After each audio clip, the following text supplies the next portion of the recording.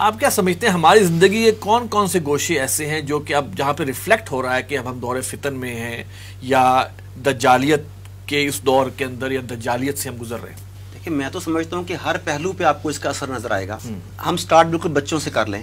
بچوں کو جو کچھ دکھایا جا رہا ہے بتایا جا رہا ہے وہ دجل اور فریب نہیں تو اور کیا ہے. آپ گھر سے گاڑی پر نکلتے ہیں بڑے بڑے سائن بورڈز لگے ہوتے ہیں, کیا وہ دجل نہیں ہے؟ مطلب فاسٹ فوڈ لکھا ہوتا ہے کہ یہ صحت دیتی ہے, لکھا ہوتا ہے کہ کوک بہادر بناتی ہے, لکھا ہوتا ہے کہ یہ کریم رنگ گورا کرتی ہے, کیا یہ سب اسی کا حصہ نہیں ہے؟ اس کے بعد آپ کے ایمان اور نظریات کی آپ بات کر لیں.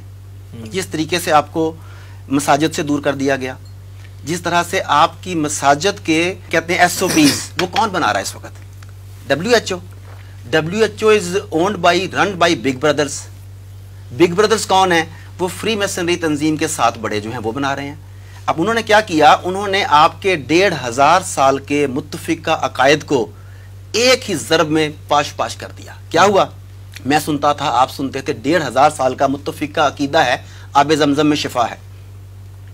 1500 سال کا متفقہ عقیدہ ہے حرم میں دعائیں قبول ہوتی ہیں.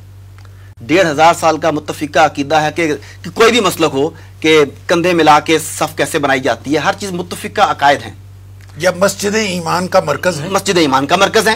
اب یہ بتائیے کہ کیا انہوں نے اس کے اوپر 1500 سال کے عقیدے کے اوپر ایک ٹرم پلینڈیمک, جسے لوگ پینڈیمک کہتے ہیں, میں اسے پلینڈیمک کے نام سے سپیل کرتا ہوں, اس پلینڈیمک کے ذریعے انہوں نے 1500 سال کے عقائد کو پاش کر دیا. جو آدمی آج بھی یہ سمجھتا ہے کہ وہاں پہ آب زمزم پینے سے شفا نہیں ہوگی, 1500 سال کا عقیدہ اس نے توڑ دیا. جس نے کہا کہ حرم میں جا کے دعائیں قبول نہیں ہوگی, جس نے کہا کہ مسجد میں یوں نہیں ہوگا, یہ تمام عقائد انہوں نے باطل کر دیے کہ نہیں کر دیے. انہوں نے آپ کے نظریات پر کیسے قابو پایا؟ ان کے 3 بنیادی چیزیں دیکھ لیں. نمبر 1 نظام تعلیم.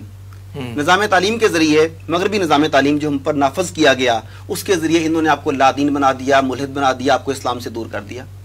معیشت کا نظام انہوں نے آپ کو سود میں اور قرضوں میں یوں جکڑ دیا کہ خلافت عثمانیہ کے ٹوٹنے کی بڑی وجوہات میں سے ایک اس کا قرضوں میں جکڑا جانا تھا. تو آج دنیا کا کون سا ملک ہے جو قرضوں میں نہیں جکڑا گیا؟ آپ یہ دیکھ لیں. تیسری بڑی ذہن سازی کے لیے سب سے بڑا ٹول جو ہے ان کے پاس وہ ہے میڈیا. اب آپ جب دجال کی بات کرتے ہیں نا تو لوگ مذاق اڑاتے ہیں, ایسے ہی ہو رہا ہے نا, اچھا وہ کہتے ہیں یہ ہے نہیں, یہ نظریات کیسے تبدیل کیے گئے. اس کے بعد جو لوگ مانتے ہیں آگے ان کا دیکھیں کہ کیا سٹیپ ہے. وہ کہتے ہیں دیکھیں ہم دجال کی دی گئی سہولتوں سے فائدہ اٹھا رہے ہیں, اس پہ ایمان تو نہیں لا رہے. مطلب ہے ہم تو اسے بیوقوف بنا رہے ہیں کہ ہم اس کے فائدے لے رہے ہیں, ایمان نہیں بیچ رہے. اس حد تک آپ کے نظریات چینج ہو گئے. تو یہ سارا کچھ بتا رہا ہے کہ ہم اس وقت کس طریقے سے اریسٹ ہو چکے ہیں.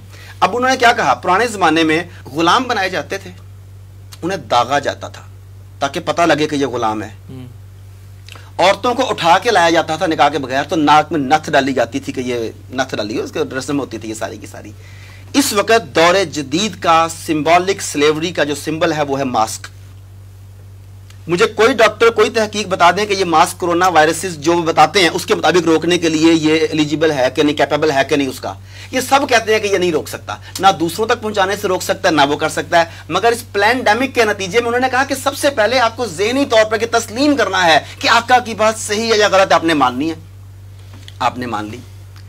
جتنے میڈیا چینلز ہیں پاکستان کے بھی 90%, کیا ان میں کہیں نہ کہیں سمبولک آئی آپ کو نظر آتی ہے کہ نہیں آتی؟ بڑی بڑی عمارات میں آپ کو سمبولک آئی کا منظر نظر آتا ہے کہ نہیں آتا؟ تو یہ ایون کارٹونز میں آپ کو دکھایا جا رہا ہے, ویڈیو گیمز میں آپ کو سمبولک آئی دکھائی جا رہی ہے, ڈیولز آئی ہے. تو یہ سب آپ کو ذہنی طور پر تیار کر رہے ہیں کہ کسی بھی وقت ایک آدمی آئے گا اور وہ یہ نہیں کہے گا کہ میں دجال ہوں, وہ خود کو مسیحا کہہ کے پیش کرے گا. اس کی ایک ایگزامپل بل گیٹس کو لے لیں.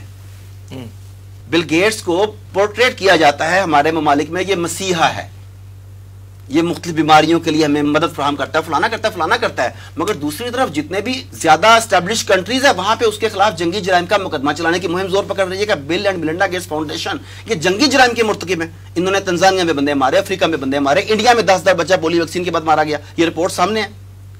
لیکن ہم جکڑے جا چکے ہیں. ہم وہ دیکھتے ہیں جو میڈیا دکھاتا ہے, ہم وہ سنتے ہیں جو میڈیا سناتا ہے. اور آپ نے آغاز میں کہا کہ ممبر و محراب نے اسے بند کر دیا, تو جب ہمارے پاس ایک ہی چیز رہ گی سننے کی تو ایڈورٹائزمنٹ کا آرٹ ہے کہ جھوٹ اتنے تواتر سے بولو کہ وہ سچ لگنے لگے. یہ ہوا ہمارے ساتھ.